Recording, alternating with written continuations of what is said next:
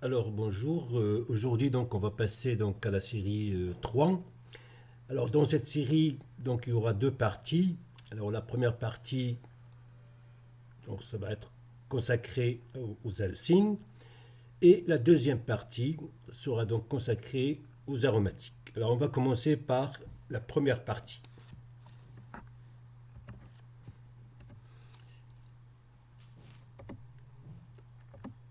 Alors les alcynes. Les alcynes, donc on distingue deux types d'alcynes. Le premier type, c'est ce qu'on appelle donc les alcynes vraies. Donc, sont caractérisés donc, par un seul substituant R et un hydrogène ici qui possède donc la propriété d'acide. Donc, il est très, très labile, donc il peut être arraché facilement par une base. Deuxième type d'alcyne, c'est ce qu'on appelle alcyne disubstituée. Donc, R et R' différents de H. Très bien. Alors avant d'entamer donc les exercices dans cette série, donc on va voir ensemble un résumé des réactions rencontrées donc avec les alcynes.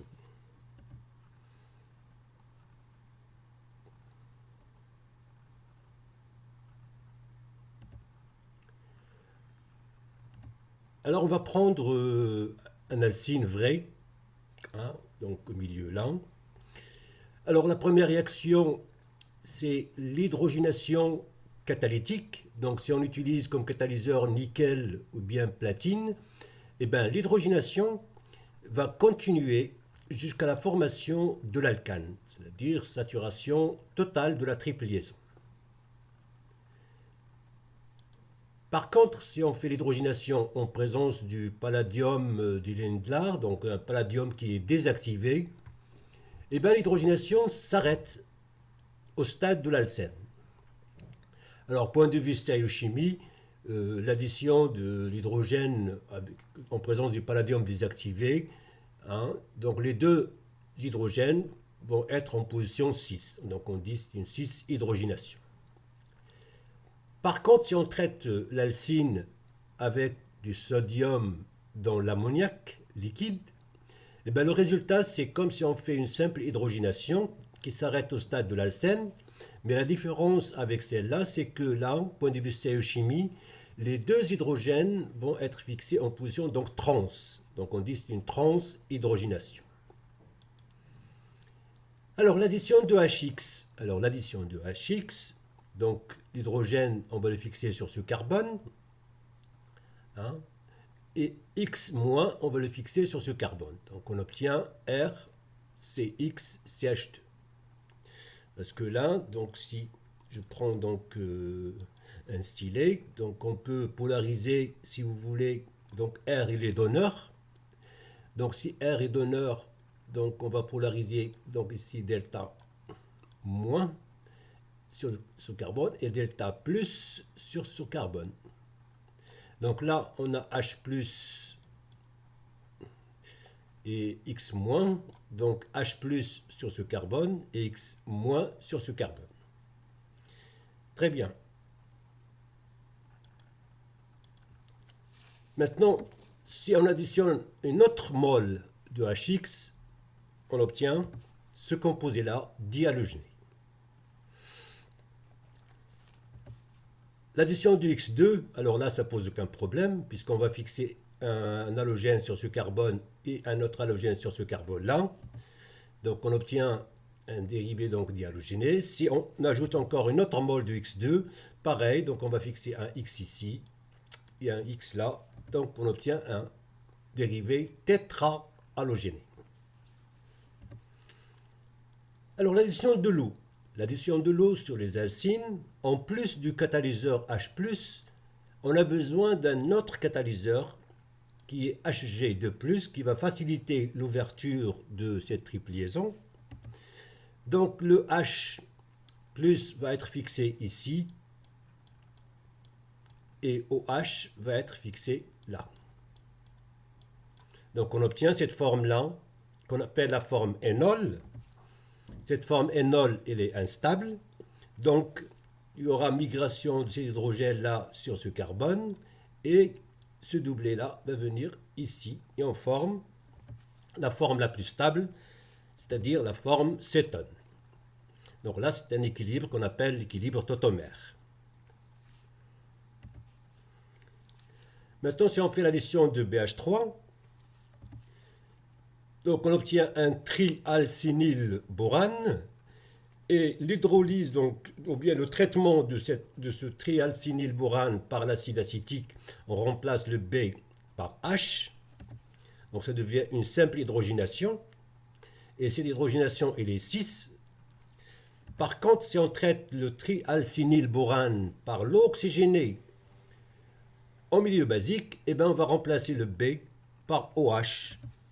Et on va obtenir un énol différent de cet énol-là, donc anti-Markovnikov si vous voulez. Et cet énol-là qui est instable, donc il est en équilibre tautomère vers la forme la plus stable. Donc là, on obtient un aldéhyde. Très bien.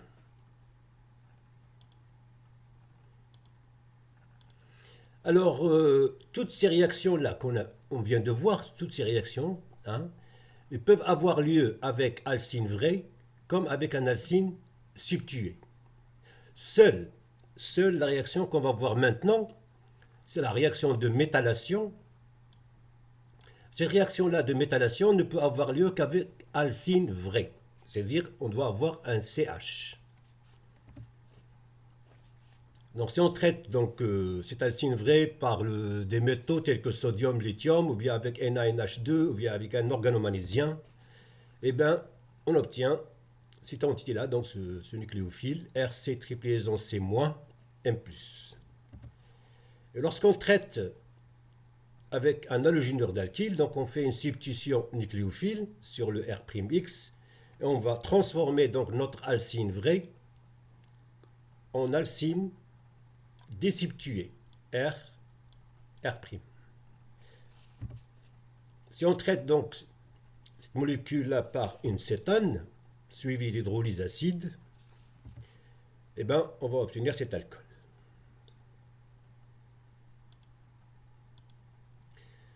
Donc voilà, ce résumé-là, avec les réactions rencontrées avec les alcynes, ça va nous aider un petit peu pour traiter donc, les exercices qu'on va voir dans cette série. Très bien. Alors, on passe maintenant donc, au premier exercice.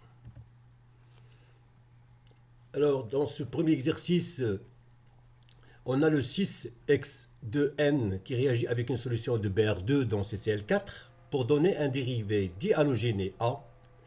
Ce dernier traité par NaNH2 dans NH3 liquide, dans l'ammoniac liquide, conduit à B. Sous l'action du sodium métallique, B donne un dérivé sodé. Première question, déterminer les formules développées de A et de B.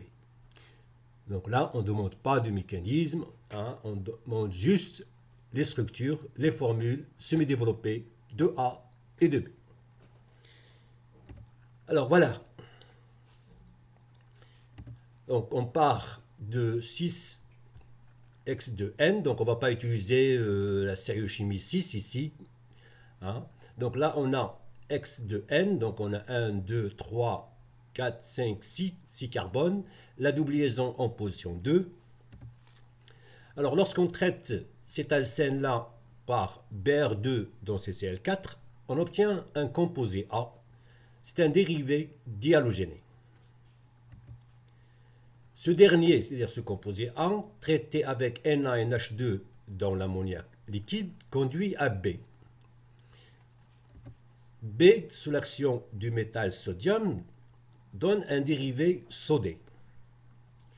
Donc on va donner dans les structures de A, de B et de ce dérivé-là sodé. Très bien. Alors, qu'est-ce qu'on remarque là dans la première réaction? Donc A est un dérivé dihalogéné. Alors, qu'est-ce qu'on a fait comme réaction? Eh bien, tout simplement, on a fait une addition de Br2 sur cette double liaison CH-CH. Donc on a fixé un brome ici et on a fixé le deuxième brome là. Donc on obtient un dérivé dihalogéné. Alors le CCl4 ici, ce n'est pas un réactif, c'est tout simplement un solvant utilisé dans la réaction. Donc le CCl4 joue le rôle de solvant dans la réaction. Donc la structure de A, donc on va fixer un brome là et un brome ici, donc on obtient notre dérivé dibromé. Donc voilà la structure de A.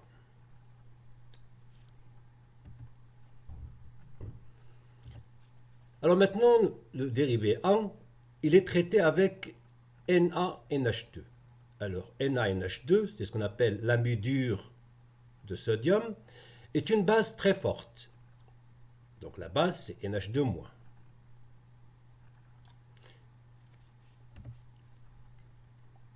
Donc on va avoir une double élimination de H et Br et formation d'une triple liaison.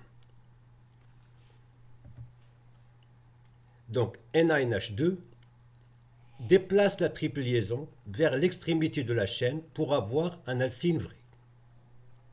Donc le NaNH2 donc, va jouer le rôle dans cette réaction-là d'une base, donc il va éliminer H+, et Br- qui va partir, donc il va quitter la molécule sous forme de Br-.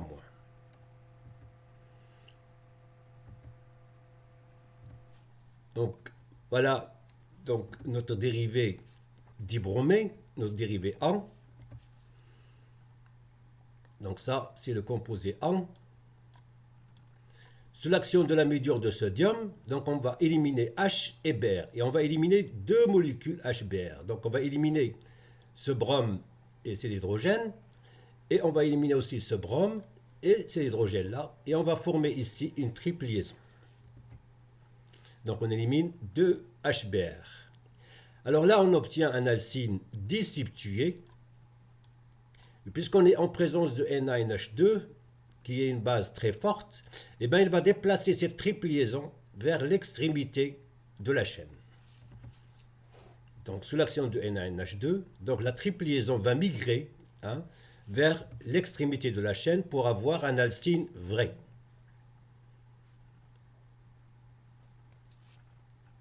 Donc, B, voilà la structure. Donc, c'est un alcyne vrai.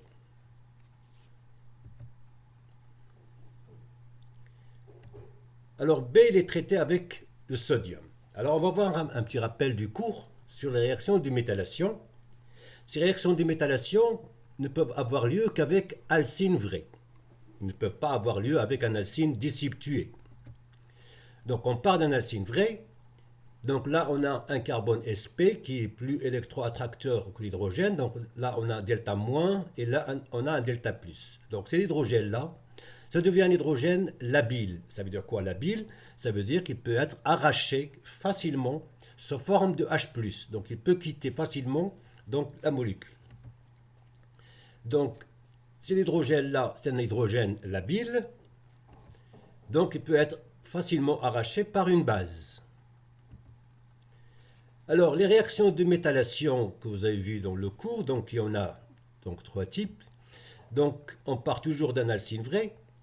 Donc on peut traiter cet alcyne vrai soit par une base NaNH2, donc la base c'est NH2-, donc il va arracher le H+, donc ça forme le NH3, ou bien avec RMGX, et là la base c'est R-, donc il va arracher le H, donc on va obtenir RH, et là ce nucléophile, ou bien tout simplement avec un métal M. Ce métal, ça peut être sodium ou bien lithium. Et là, on va avoir un dégagement. Bon, bien sûr, là, c'est, si vous voulez, c'est 1,5 de H2. Donc voilà donc les réactions de ce qu'on appelle les réactions de méthylation d'alcyne vrai. Donc il faut avoir un alcyne vrai. Avec alcyne disubstitué, ça ne marche pas. Donc on appelle ce type de réaction des réactions de méthylation.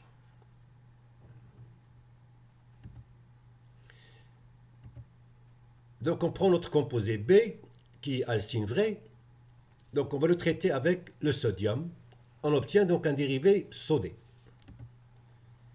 Donc B est un alcyne vrai. Donc il possède un hydrogène labile. Le voilà l'hydrogène labile. Donc B va subir une réaction de méthylation avec le sodium, Na. Voilà, B, sous l'action du métal sodium, donc on obtient un dérivé sodé. Et voilà donc votre dérivé là, sodé.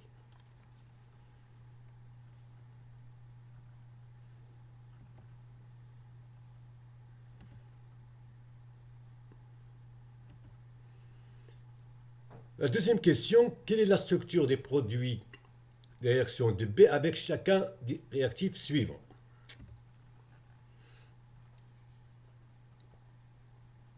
Alors, le produit B, donc c'est un alcyne vrai, donc voilà la structure. Là, on le traite avec H2O en présence de H2SO4 et HgSO4. On obtient un composé C. Alors, qu'est-ce qu'on va faire comme réaction? Donc là, on a une insaturation, on a une triple liaison. Là, donc, on va additionner l'eau sur une triple liaison. Alors, pour additionner l'eau sur une triple liaison, on a besoin de deux catalyseurs. On a besoin de H+, fourni par H2SO4, et on a besoin de Hg2+, fourni par HgSO4. Donc, il s'agit d'une réaction d'addition de l'eau sur une triple liaison. C'est une réaction catalysée par les ions H+, fournis par l'acide sulfurique, d'une part, et par les ions Hg2+, fournis par HgSO4, d'autre part. Alors, cette réaction-là obéit à la règle de Markovnikov. Bon, on ne va pas utiliser cette règle-là. Ce qu'on va utiliser, c'est les effets électroniques, donneur, attracteur. Voilà, donc là, vous avez donc votre radical R, alkyle. Ce radical-là, c'est un donneur, donc plus I.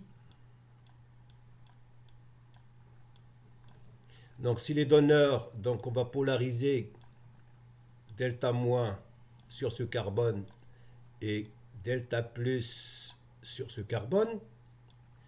On veut faire l'addition de l'eau, donc H+, on va le fixer là, H+, et OH, on va le fixer ici. Donc là, on va fixer OH, et là, on va fixer H+. Voilà, donc on obtient ce composé-là.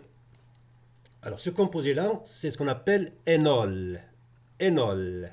Énol, ça veut dire N, on a une double liaison N, C double liaison C. Ol, on a une fonction alcool. On l'appelle énol.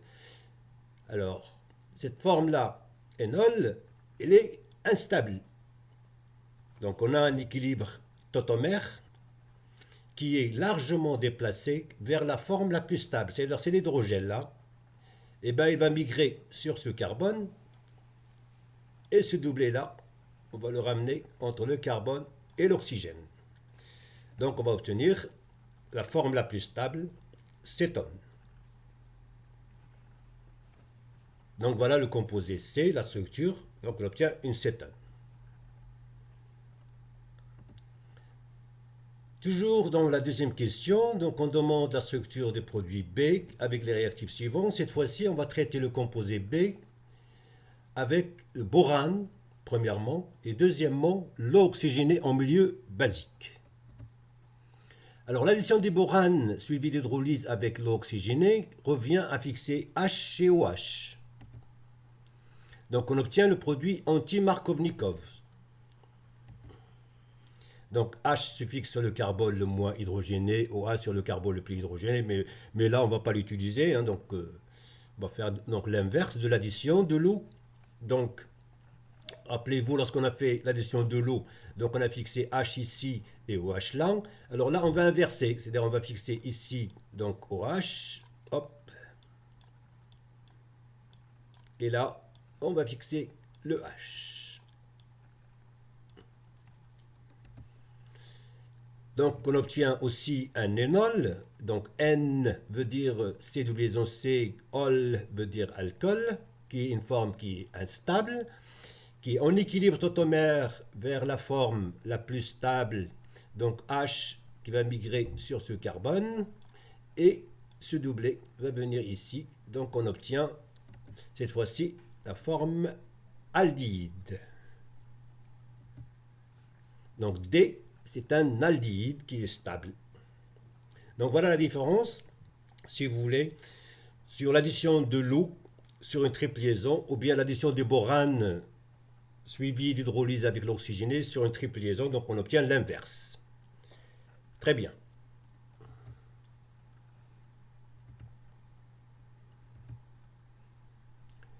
Alors maintenant, toujours, donc, quel est le réactif qu'on va utiliser, donc, pardon, quelle est la structure du produit qu'on va obtenir si on traite l'alcyne vraie, B, avec l'amidure de sodium dans l'ammoniac. Donc on obtient un composé E. Alors, le composé E, donc, on va le faire réagir avec bromure de méthyle pour avoir F. Alors, on va commencer par la première réaction. Alors, B, c'est un alcyne vrai. Ça veut dire quoi un alcyne vrai? Ça veut dire qu'on a un hydrogène qui est labile. Ça veut dire qu'il peut être arraché facilement par une base. Alors, NaNH2, eh bien, NaNH2 va jouer le rôle d'une base forte. Donc, qu'est-ce qu'elle va faire, cette base? Eh bien, le NH2-, eh bien, il va arracher cet hydrogène-là. Donc, on va voir une réaction acido-basique entre l'alcyne vraie et l'amidure de sodium. Donc, voilà votre amidure de sodium, NaNH2. Donc, NH2-, c'est la base. Donc, c'est la base B-.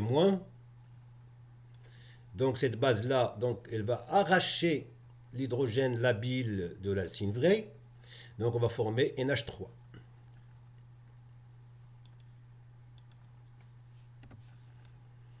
Voilà, donc la base qui arrache le proton, qui arrache l'hydrogène labile de notre alcyne vraie. Voilà, et on obtient donc ce carbanion ici, E. Bien sûr, plus NH3.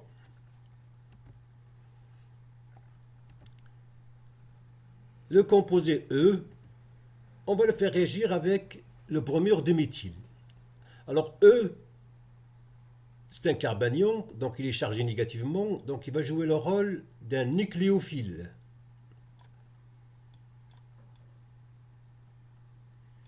Alors si on a ici un nucléophile, donc le nucléophile, donc on va le traiter, donc on va le faire réagir plutôt avec le bromure de méthyle. Donc on va assister à, à une réaction de substitution nucléophile. Substitution nucléophile. Donc on va substituer Br- par ce nucléophile. Donc on va remplacer Br- par le nucléophile E. Donc on va faire une réaction de substitution. Donc c'est une réaction de substitution nucléophile. Voilà. Le Br- qui quitte la molécule et on forme ce composé-là, F, qui est un alcyne désubstitué. Donc on a remplacé le H ici par CH3. Donc on a obtenu un alcyne désubstitué.